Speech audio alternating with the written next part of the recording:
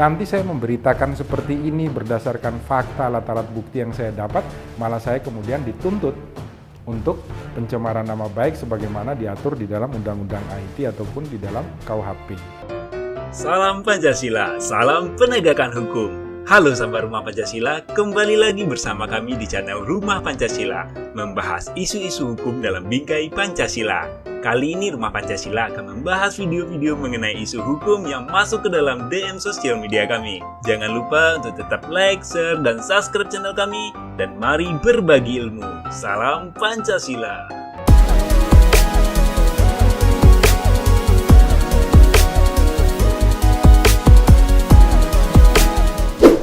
Salam Pancasila dan salam penegakan hukum. Ini dimintakan komentar ya pada saya dan Rumah Pancasila tentang seorang jurnalis yang membongkar dugaan korupsi di Palopo kemudian divonis 3 bulan penjara ya. Karena didakwa dan dituntut melakukan pencemaran nama baik ini. Undang-Undang IT pasal 27 ayat 3. Di mana dia menulis tentang kasus korupsi di Palopo.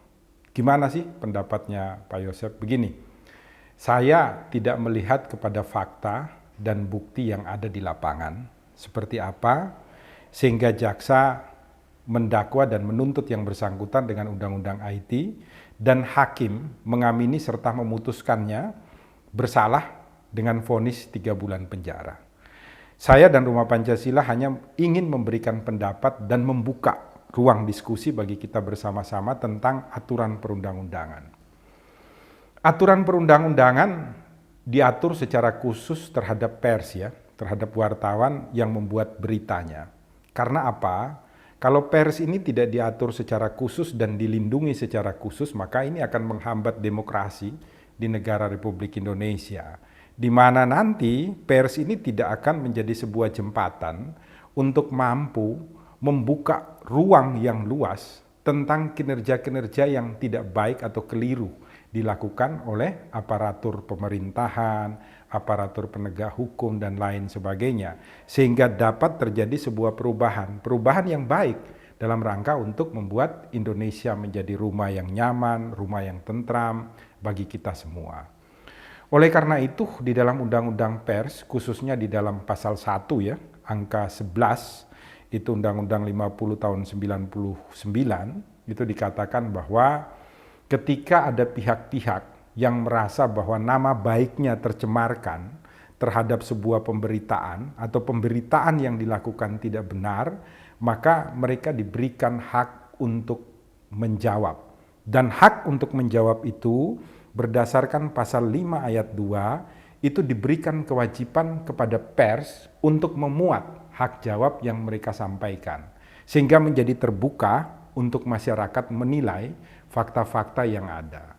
Sehingga apa? Ketika wartawan-wartawan ini tidak menjalankan tugasnya, mereka tidak ada rasa ketakutan gitu loh. Nanti saya memberitakan seperti ini berdasarkan fakta, alat-alat bukti yang saya dapat, malah saya kemudian dituntut untuk pencemaran nama baik sebagaimana diatur di dalam Undang-Undang IT ataupun di dalam KUHP. Inilah perlindungan.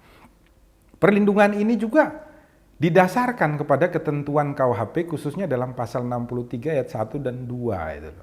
Di dalam ayat 163 dikatakan ketika terdapat 2 tindak pidana di dalam hukum yang berbeda maka yang dipakai itu adalah salah satunya. Lebih lanjut di dalam ayat 2 dikatakan kalau ternyata nanti ada sesuatu yang berlaku lebih khusus, maka yang diberlakukan adalah yang khususnya, bukan yang umum. Nah, ketika kita berbicara tentang lex specialis derogat leg generalis, atau sebuah aturan yang berlaku secara khusus, maka si wartawan ini sebenarnya tunduknya kepada Undang-Undang Pers. Dia tidak tunduk kepada Undang-Undang IT.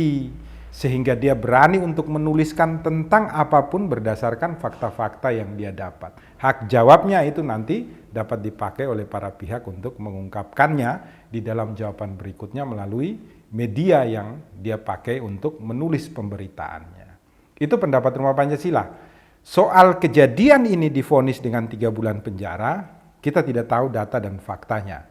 Seperti apa di lapangan. Sehingga yang paling jelas untuk kita dapat menyimpulkan apakah perkara ini tepat atau tidak adalah dengan membaca isi putusan. Karena bisa saja ternyata isi putusan itu menyatakan bahwa ini adalah umpamanya pers yang kebetulan belum memiliki izin resmi atau belum masuk di dalam ikatan pers dan lain sebagainya. Fakta-fakta ini yang tidak kami miliki. Tetapi kami hanya ingin menyampaikan bahwa ke depan pers ini harus diberikan perlindungan khusus sehingga mereka mampu menjadi lentera terang bagi bangsa Indonesia, bagi kita semua di rumah Indonesia. Sehingga pembaharuan itu dapat dilakukan setiap hari demi kebaikan kita semua di rumah Indonesia. Berikanlah komentar Anda di dalam diskusi hukum kita kali ini tentang jurnalis yang divonis 3 bulan penjara. Semoga menjadi baik bagi kita semua di rumah Indonesia. Salam Pancasila dan salam penegakan hukum. Jangan lupa selalu berbuat baik di rumah Indonesia.